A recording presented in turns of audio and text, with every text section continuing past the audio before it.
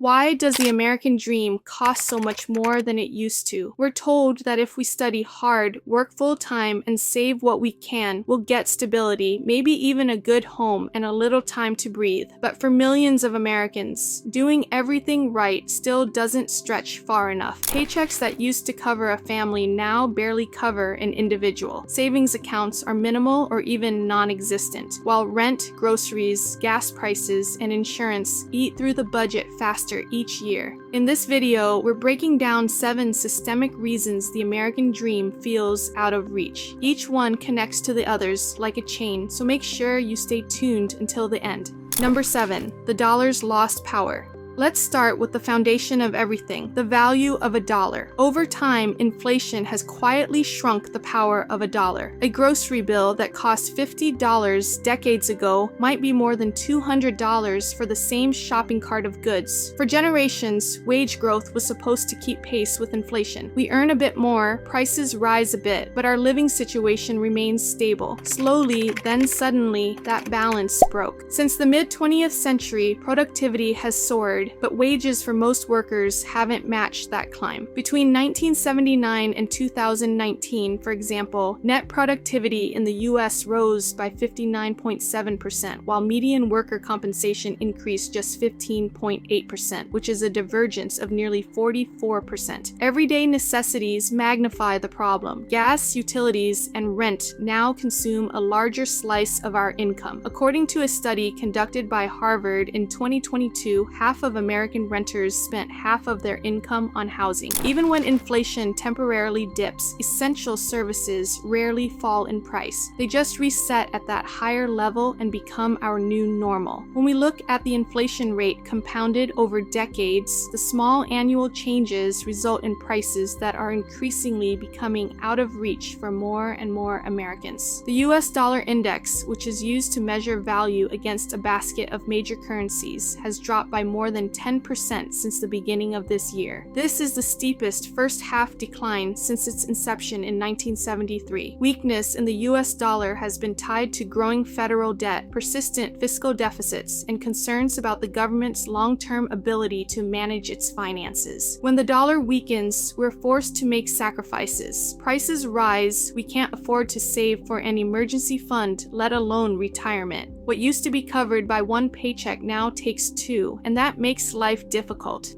Number 6, the debt web trap.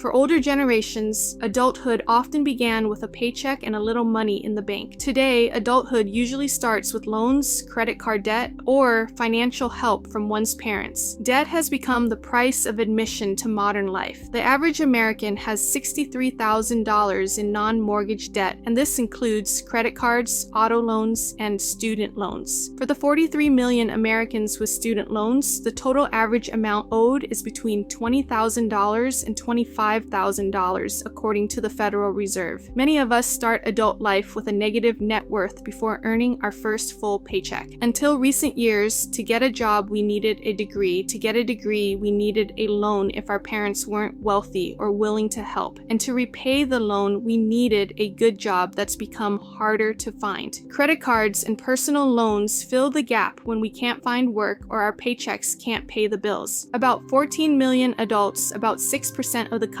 owe more than $1,000 in medical debt, and medical bills, unfortunately, make up 58% of all debt in collections. Debt impacts how we live our lives. It dictates where we live when we have kids and whether we ever feel secure. Many of us delay marriage, postpone home ownership, or give up on milestones altogether because there's no margin for error. We just can't afford to live. According to a 2024 survey by the Pew Research Center, 36% of adults under 50 report that the main reason they're not having kids is because they can't afford to. What makes all of this sad is how normal it's become. We've been taught to see debt as a personal failure, when for most people it's simply the price of existing in a society. Credit cards, student loans, and financing plans are often sold as tools of freedom, but they can really become chains that keep us stuck over the long run. Older generations saved first and bought later. Today, we borrow first and pay forever. Debt no longer fuels ambition or builds opportunity. It props up survival. It's the oxygen line of a system that keeps millions of Americans afloat but never really lets them rise. Debt used to be a bridge to something better. Now it's the floor we stand on just to survive.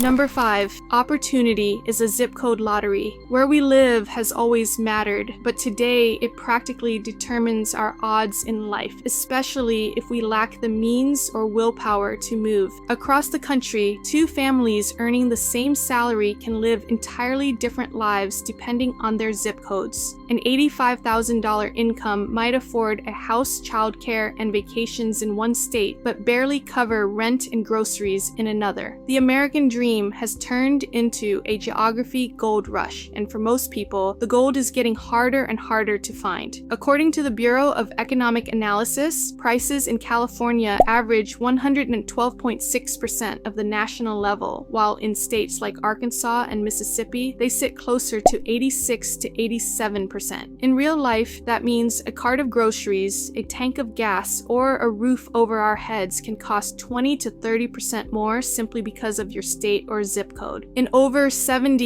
US cities, renters now spend about 30% of their income on rent, which is above what's considered affordable. In many large metro areas, the cost of housing is now on par with what households pay in income taxes, which leaves us with little room for savings and emergencies. Mobility used to be the solution. We could move to a better job market and expect a better quality of life. Now, relocating means thousands of dollars in deposits, moving costs, and potential income gaps with no guarantee of getting ahead. Remote work was supposed to level the playing field, but in many areas it has done the opposite, driving up demand and worsening housing shortages in smaller cities and towns. High-growth regions continue to attract businesses and talent, which pushes costs even higher. In cities overflowing with jobs, access to education, housing, and generational wealth still determine who moves forward and who stays stuck. In struggling areas, losses in tax revenue weaken schools, hospitals, and infrastructure, making recovery harder year after year. According to the Economic Innovation Group's Distressed Communities Index, about 15.2% of Americans, roughly 50 million people, live in zip codes classified as economically distressed. While opportunity keeps concentrating in a handful of metro areas while much of the country gets left behind, Americans are adapting however they can. They commute farther, downsize their homes, move in with their family members, and uproot their lives entirely in search of a little more stability. We like to think the American dream is a matter of effort, but in reality, it's often a matter of geography. Where we're born can shape our entire trajectory more than talent, ambition, or discipline ever could. The zip code we start in or even end up in can loudly determine how far we'll go or how much we'll have to struggle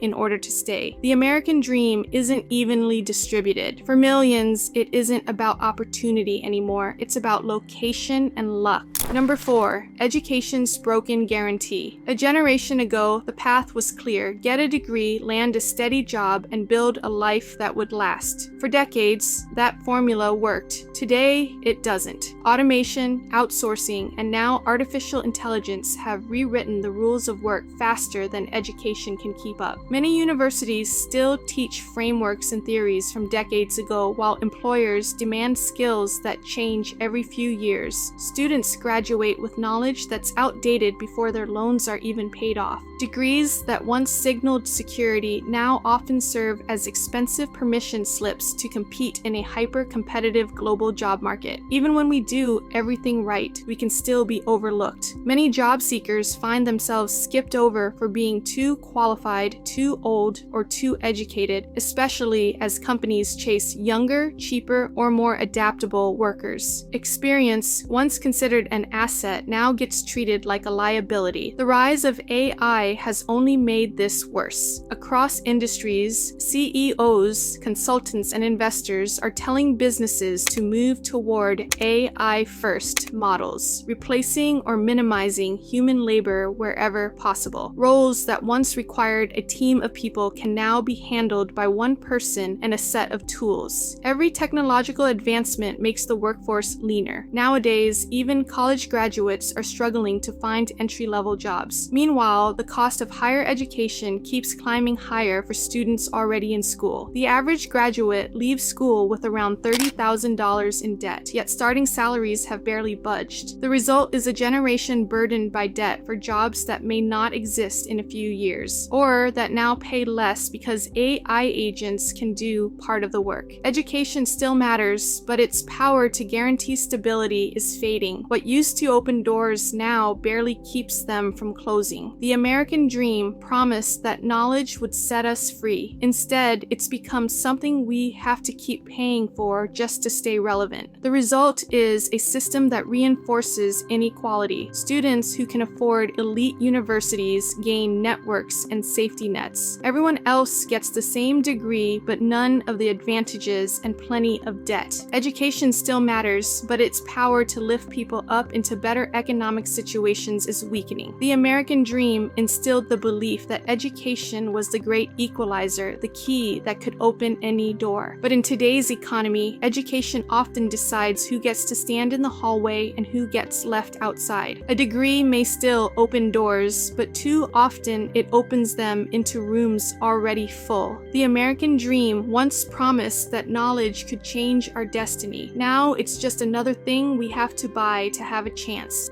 Number 3, prosperity and competition. Prosperity is supposed to make life easier. For some Americans, it has. For others, it's made the race for stability even harder to run. As more people gain education, resources, and upward mobility, the path to lasting comfort grows narrower for those who can't keep up. The competition isn't just at work anymore. It's in the cost of living itself. It's a good thing that more people are educated and qualified than ever before. But that progress comes with a consequence. We now compete for nearly everything. Good schools, safe neighborhoods, decent healthcare, and stable jobs have all become scarce resources. The more prosperity we create as a society, the more expensive it becomes to hold on to the security that prosperity was supposed to bring. In today's housing market, competition is relentless. The average home receives about 4.8 offers, according to the National Association of Realtors. In the hottest markets, bidding wars can involve 10 or more buyers. In Santa Clara, California, homes often sell for more than $200,000 above the asking price, according to Realtor.com. Families stretch their budgets not only for what they need, but to stay within the safe zones that offer better schools, shorter commutes, and lower crime. Social media amplifies the illusion that everyone else is thriving, fueling what psychologists call status anxiety. A Pew Research Center survey found that 64% of Americans feel they are falling behind financially, even when their income is above the national median. The pressure to keep up never stops because the definition of enough keeps changing. As national wealth expands, expectations rise with it. Yet the essentials of a stable life, such as affordable housing, good schools, and steady jobs, have not grown at the same pace as productivity or population. Since 1979, worker productivity has climbed about 60%, while typical worker pay has increased only 16%. The top 10% of U.S. households now hold 67% of all wealth, while the bottom half share just 2.5%. The latter is still there, but it is much steeper than it used to be. Even in the workplace, security has become temporary. Automation, layoffs, corporate restructuring, and shrinking benefits keep workers uneasy. Gallup reports that more than half of Americans now rely on multiple jobs or gigs just to make ends meet. Ambition still drives progress, but it also deepens inequality. Those already ahead can buy better healthcare, safer homes, and stronger educations for their children, which ensures that advantage compounds across generations. We might look comfortable on the surface, but many of us know how fragile that comfort really is. In a society that celebrates prosperity, we are learning that success itself has become a form of survival. That is the hidden cost of the modern American dream. Number 2, competing with corporations. In America, the marketplace makes it incredibly profitable to monetize the essentials of life: housing, farmland, and even water rights have become investment assets traded for profit. To an institutional or individual investor, a house is not a home, but a revenue stream. According to CNBC, about 1/3 of all single-family homes sold in the second quarter of 2025 were bought by investors. Ordinary buyers, especially first-time homeowners, are competing not just with large firms, but also with high earners looking for a safe place to park their money. In many cities, large companies buy entire subdivisions or convert family homes into rentals. A 2025 Princeton study found that policies after 2008 made it easier for investors to turn owner-occupied homes into rentals, shrinking the supply available to local buyers. By 2024, institutional investors, defined as firms that own more than 1,000 single-family houses, held around 3% of all single-family homes nationwide. Their footprint is much larger in certain cities where they control up to a quarter of the local rental market. Retail investors, meaning individuals or small groups, now account for about 15% of all home purchases in the US. Cash and speed often decide who wins. Nearly 1/3 of home sales in 2025 were all cash deals, most of them made by investors. Renters also feel the squeeze. Rent checks now flow to distant investors instead of local landlords. Decisions about repairs, leases, and rent hikes are often made by algorithms rather than people. Research shows that large corporate landlords file about 20% more eviction cases than smaller owners. In Boston, Massachusetts, the top 1% of landlords are responsible for more than half of all eviction filings, according to the National Low-Income Housing Coalition. This trend goes beyond housing. Farmland is being bought by hedge funds and billionaires, infrastructure is leased to private equity, and even water rights are traded like oil futures. The American dream was built on the belief that if we worked hard, we could build a life of our own. But that belief becomes harder to hold when everything essential, from the roof over our heads to the water we drink, is treated as a financial asset. When the basics of living turn into profit centers, the system isn't set up for the average American, young and old, to win. Number 1, basic needs outpace wages. The biggest reason the American dream feels so expensive is that working full-time doesn't cover the cost of a basic life anymore. Housing, healthcare, education, and driving a car aren't luxuries. They're the foundations for stability in life, yet about 1 in 4 Americans have no savings because just staying afloat costs too much. Housing shows the gap most clearly. For much of the 20th century, the average home cost about 3 times a typical yearly salary. Today, it is closer to 5 times nationwide, but that number barely captures the reality in high-cost regions. In much of California, Hawaii, and the Northeast, home prices now average 8 to 10 times the median household income. According to U.S. Census and Zillow data, over the past decade, home prices nationally have jumped about 74%, while wages have risen only 54%. In expensive states, the gap is even wider. Healthcare tells a similar story. In 2023, the United States spent about $4.9 trillion on healthcare, nearly $14,600 per person, according to the Centers for Medicare and Medicaid Services. Insurance premiums have steadily eaten into take-home pay, rising from about 8% of total compensation in 1988 to nearly 18% by 2019. Since 2009, the cost of medical care has climbed more than 50%. Outpacing nearly everything else. With the Affordable Care Act, also known as Obamacare, still politically contested, premiums for millions of us could swing sharply depending on who is in power. Then there's the cost of education, raising a child, and the steady rise of daily expenses. Groceries, gas, and utilities have climbed faster than paychecks. Childcare in many states now costs more than in-state college tuition. The result is a slow erosion of financial security that touches nearly everyone, regardless of effort or discipline. If we're not careful, the milestones that once defined the American dream could become financial traps disguised as achievements. A home, a degree, a family. These were supposed to mark progress, success, and happiness. Now, for many of us, they come with a lifetime of payments, stress, and uncertainty. The American dream has been rewritten. What once symbolized freedom now measures how how much debt we can carry to keep the dream alive. The American dream is expensive because it was built for a world that doesn't exist anymore. It assumed stable wages, affordable homes, and steady prices, which are things most of us can no longer count on. The cost of living has outgrown the life we were promised, and there isn't enough housing in economically secure parts of the country. But maybe here's the lesson. Since change is inevitable, the old ways of doing things can't carry us into the future anymore. The real challenge now for all of us isn't chasing this idea of the American dream that we've inherited, but adapting and rewriting it to fit the world we actually live in. If you found this video helpful and insightful, make sure you subscribe to our channel for more videos about the state of America. We'd love to have you join our community as we figure out what is really going on across the country.